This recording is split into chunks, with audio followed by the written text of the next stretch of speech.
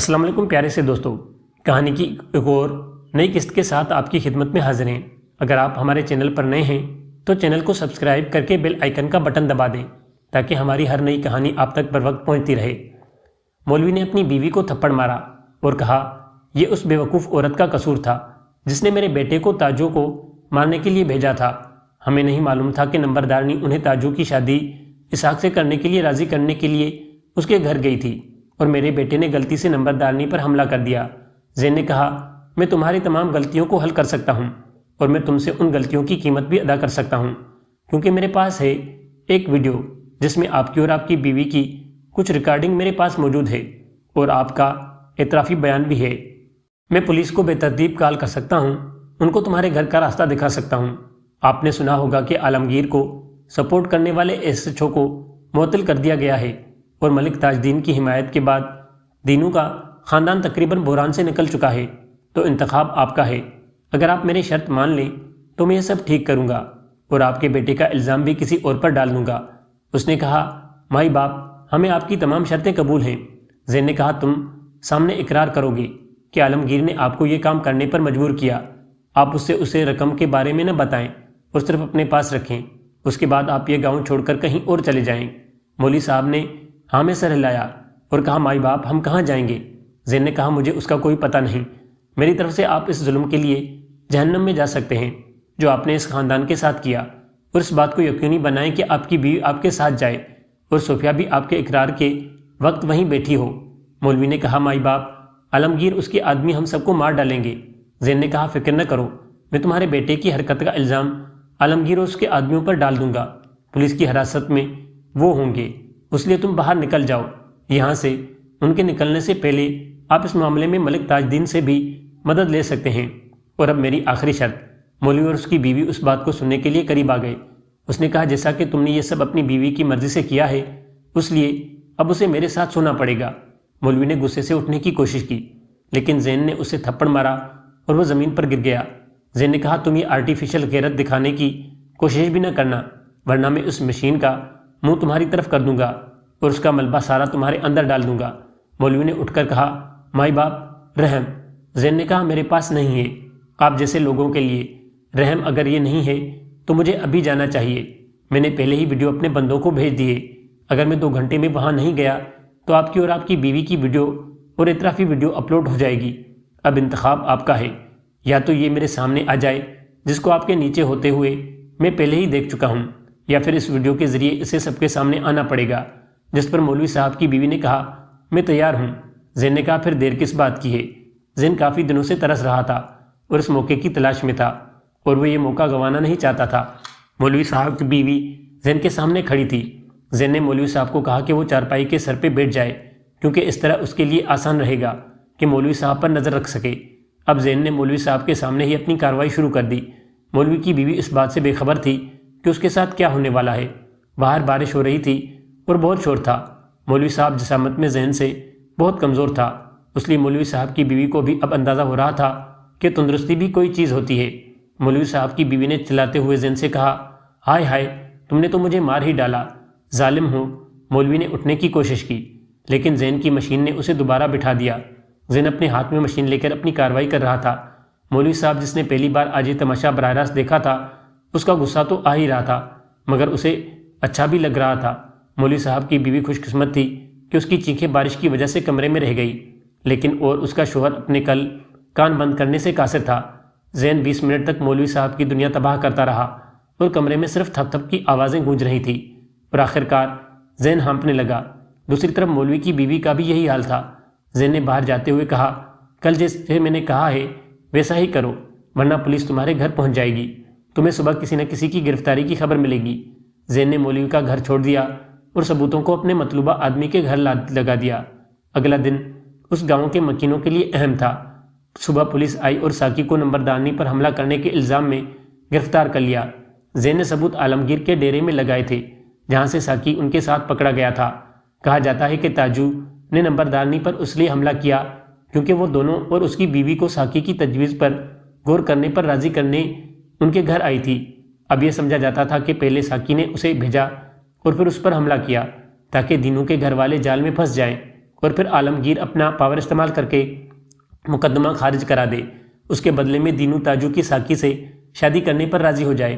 مولوی سراج کے پاس کوئی چارہ نہیں بچا تھا، کیونکہ اس نے ساکی کی حالت دیکھی تھی جو پولیس نے اسے گرفتار کرتے وقت چیخو پکار کر رہا تھا۔ مولوی تاج الدین کے گھر گیا اور زین کے پلان کے مطابق اسے سب کچھ بتایا۔ اتفاق سے تاج الدین کی دوسری بہن صوبیہ، جو عالمگیر کے چھوٹے بھائی کی بیوی تھی، وہ بھی بیٹھی ہوئی تھی۔ وہ غصے میں آ گئی کیونکہ اسے اور اس کے شوہر کو بھی عالمگیر سے رنجش تھی۔ اس نے اپنے بھائی کو اکسایا اور تاج الدین نے پورے گاؤں کو اکٹھا کیا اور سب کچھ بتا دیا۔ گاؤں والوں نے مولوی اور عالمگیر کے منصوبوں کی مذمت کی اور مولوی کو گاؤں چھوڑنے کو کہا، جبکہ ان میں سے زیادہ تر اپنے غیر ذمہ دارانہ رویے کی معافی مانگنے دینو کے گھر گئے۔ عالمگیر کو مولوی کے اقرار اور ساکی کی گرفتاری کی وجہ سے جس شرمندگی اور توہین کا سامنا کرنا پڑا، اس کی وجہ سے وہ دوبارہ نہیں آ سکا۔ مولوی اپنے خاندان کے ساتھ گاؤں چھوڑ کر چلا گیا اور کسی کو معلوم نہیں تھا کہ وہ کہاں گئے اور کہاں آباد ہوئے۔ رات کو انیک سین اور صوفیہ دراب دوبارہ زین کے کمرے میں بیٹھے تھے۔ صوفیہ نے کہا، تم میری سوچ سے زیادہ تیز ہو، شاباش، تم نے صرف ایک ہی دن میں ان کو شکست دے دی۔ زین نے کہا، مولوی گیلی ریت کی دیوار ثابت ہوا اور پھر ساکی کی کہانی پر کسی کو یقین نہیں آیا، اس لیے اب دونوں کا معاملہ بند ہو گیا۔ آئیے ناصر غنی کے معاملے کی طرف آتے ہیں۔ زین نے جس معاملے کو بند کرنے کا سوچا وہ بند نہیں ہوا اور یہ زین کی زندگی میں تباہی لانے والا تھا، لیکن زین اس سے بے خبر تھا۔ صوفیہ نے بتایا کہ دینو نے اپنے خاندان میں تاجو کی شادی طے کر دی ہے، شادی 2 دن میں ہے، اسے ہونے دو، پھر ہم چلیں گے۔ زین نے ہاں میں سر ہلایا۔ جہلم کے گاؤں کو چھوڑ کر لاہور میں بھی کچھ پیش رفت ہوئی۔ عابد اور عینی دراب اکثر ایک ساتھ نظر آ رہے تھے، لیکن کسی کو اس سے کوئی مسئلہ نہیں تھا۔ عابد بھی دراب خاندان کی کرپشن کی خبریں کھنگالتا رہا۔ دوسری طرف زارا بھی کچھ شواہد تلاش کرنے پر توجہ دے رہی تھی، لیکن اس کی رفتار سست تھی، کیونکہ ان کا مقصد کسی کی نظروں میں نہ آنا اور اپنا مطلوبہ مقصد حاصل کرنا تھا۔ ایک رات جب عابد سونے والا ہی تھا، اس کے دروازے پر دستک ہوئی۔ اس نے دروازہ کھولا تو عینی دراب کو اپنے سامنے دیکھ کر حیران رہ گیا، کیونکہ وہ نشے میں تھی۔ اس نے کہا، عینی تم یہاں کیا کر رہی ہو؟ عابد اسے اندر لے گیا، کیونکہ وہ نہیں چاہتا تھا کہ اس کے محلے کے لوگ اسے دیکھیں۔ وہ اپنے شوہر کو گالی دے رہی تھی۔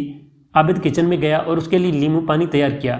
اس نے اس لیمو پانی پلایا اور کچھ دیر بعد وہ قدرے نارمل ہو گئی، لیکن پھر بھی وہ نشے کی حالت کی طرح برتاؤ کر رہی تھی۔ عابد بولا، کیا ہوا، تم نے یہ سب کیوں کیا؟ وہ رونے لگی اور بولی، تم جانتے ہو زاہد، میں نے کبھی اپنے شوہر سے عزت کے سوا کچھ نہیں مانگا۔ میں بہت چھوٹی تھی جب میرے والد نے اس کے ساتھ میری شادی کا فیصلہ کیا، اور میں نے صرف اپنا دل ان کو دیا۔ میں نے اس کے گھر اور بچوں کا خیال رکھا۔ میں یہ بھی بھول گئی کہ میں عطا دراب کا سب سے بڑا بچہ ہوں اور میرے والد مجھ سے سب سے زیادہ پیار کرتے ہیں، لیکن وہ ہمیشہ میری توہین کرتے ہیں۔ لوگ کہتے ہیں کہ شوہر کی بیوی سے محبت اس وقت بڑھ جاتی ہے جب وہ دل سے اس کے لیے تیار ہو جاتی ہے، لیکن میں نے ان سب چیزوں سے نفرت کرنے کے باوجود خود کو اس کے لیے تیار کیا، اور اس نے پوری محفل کے سامنے میرا دل نہیں رکھا۔ اس نے بڈھی گھوڑی لال لگام کہہ کر میرا مذاق اڑایا۔ میں اتنی بوڑھی تو نہیں ہوں، میں صرف 40 سال کی ہوں، کیا میں اتنی بوڑھی لگ رہی ہوں؟ یہ کہہ کر وہ اٹھی اور عابد کے سامنے گول گول گھومنے لگی، جس کو دیکھ کر اب عابد کو بھی جسم کے اندر وائبریشن محسوس ہو رہی تھی۔ وہ اٹھ کر بولا، عینی یہ کیا کر رہی ہو؟ پلیز اپنے آپ پہ قابو رکھو۔ مگر وہ کسی اور ہی دنیا میں تھی۔ اس نے کہا، زاہد تمہیں اس کے بعد بھی گرمی نہیں چڑھ رہی، لیکن اس سے مجھے شرمندہ کیا۔ اس نے مجھے صرف پانی نکالنے والی مشین بنا کر رکھا ہے، جبکہ اس کے پاس کوئی اور نہیں ہوتا تب وہ مشین چلا کر اپنا کام کر لیتا ہے۔ کل رات وہ تقریباً 2 سال کے بعد میرے قریب آیا اور مجھے پیار کرنے لگا۔ اس سے میری ضرورت ہے، لیکن اس نے مجھے استعمال کیا ہے۔ بس عابد ایک مولوی قسم کا آدمی تھا جو اس وقت تک بالکل ہی کنوارا تھا۔ وہ چاہتا تھا کہ وہ اپنا حلیہ صحیح کر لے، لیکن اس کی بات نہیں سن رہی تھی۔ عابد نے اس کا حلیہ ٹھیک کرنے کی بہت کوشش کی، لیکن اس نے عابد کا ہاتھ تھاما اور اچانک اپنے وجود پر رکھ دیا، جس سے عابد کے جسم میں کرنٹ کی لہر دوڑ گئی۔ عابد اس وقت کو پچھتا رہا تھا جب اس نے عینی کو اپنے گھر کا راستہ دکھایا۔ وہ اچانک اس سے دور ہوا اور بولا، عینی تم پاگل ہو گئی ہو۔ وہ چیخ کر بولی، ہاں میں پاگل ہو گئی ہوں، تم بھی مجھے پسند نہیں کرتے۔ کیا مجھ میں کوئی ایسی چیز نہیں جو مرد کو اپنی طرف متوجہ کر سکے؟ وہ اچانک پیچھے مڑی اور چلتے ہوئے بولی، میں نے سوچا کہ آپ کے انکار کے بعد مجھے مرنا چاہیے، اس کے ساتھ ساتھ لیکن میں کیوں مروں گی؟ اب میں باہر جا کر پہلے کوئی اور مرد ڈھونڈتی ہوں۔ تم مردوں کو یہ پتہ نہیں کہ عورت اگر پاگل ہو جائے تو کیا کر سکتی ہے۔ اب تم کیا کرو گے؟ دیکھو اور افسوس کرو۔ عابد جانتا تھا کہ عینی ضدی طبیعت کی ہے اور اسے اپنی ضد پورا کرنے کی عادت ہے۔ اس کے اندر دل و دماغ کی جنگ چل رہی تھی، کیونکہ اس نے خود سے وعدہ کیا تھا کہ اس کی زندگی میں آنے والی پہلی خاتون نوشی دراب ہوگی۔ پہلے یہ انتقام کا منصوبہ تھا، لیکن اینی سے ملنے کے بعد نوشی کی زندگی کی حقیقت جان کر نوشی کے لیے عابد کے جذبات بالکل بدل گئے تھے۔ اس نے فیصلہ کر لیا تھا کہ وہ ہمیشہ زاہد کی طرح اس کے لیے رہے گا اور اسے زندگی کی ہر خوشی دینے کی کوشش کرے گا۔ اس نے فیصلہ کر لیا تھا کہ وہ نوشی دراب سے شادی کرے گا، لیکن یہاں اینی کا معاملہ اس کے ہاتھ سے نکلتا جا رہا تھا۔ ظاہر تھا کہ اینی کا سکینڈل سامنے آیا تو اس کا نام سامنے آئے گا۔ آخری لمحے اس کا دل ہار گیا اور دماغ جیت گیا۔ اینی دروازہ کھولنے ہی والی تھی کہ عابد نے اس کا ہاتھ پکڑ کر کہا، اینی رک جاؤ۔ اس نے کہا، میرا ہاتھ چھوڑو اور میں تمہیں اور اپنے شوہر کو بتاتی ہوں کہ اصل میں توہین کیا ہے۔ اس نے کہا، اینی میں تمہیں رکنے کا کہہ رہا ہوں۔ وہ بولی، چھوڑ دو مجھے۔ عابد نے اسے پیچھے گھسیٹا اور اس کے منہ پر تھپڑ مارا۔ اینی زمین پر گر گئی کیونکہ عابد نے تھپڑ بہت زوردار مارا تھا۔ اینی کے سارے نشے اتر چکے تھے۔ اب وہ اٹھنے کی کوشش کر رہی تھی کہ عابد نے اس پر حملہ کیا ہے اور اس کا منہ اپنے منہ سے بند کر دیا۔ اینی کے لیے ایک سرپرائز تھا کیونکہ اسے اس بات کی امید نہیں تھی۔ وہ پہلے تو کوئی رد عمل ظاہر نہیں کر سکی، لیکن پھر اسے احساس ہوا اور اس نے عابد کا ساتھ دینا شروع کر دیا۔ عابد جو ایک مولوی قسم کا بندہ تھا، وہ زین اور انی کی طرح ماہر نہیں تھا کیونکہ وہ اس کا پہلی بار تھا، اور نہیں اینی ماسٹر تھی کیونکہ یہ پہلا موقع تھا۔ یہ تھی کہانی کی آج کی قسط۔ اگر کہانی آپ کو اچھی لگی ہے تو کمنٹ سیکشن میں جا کے اپنی رائے کا اظہار ضرور کیجیے گا۔ دعاؤں میں یاد۔ اللہ نگہبان۔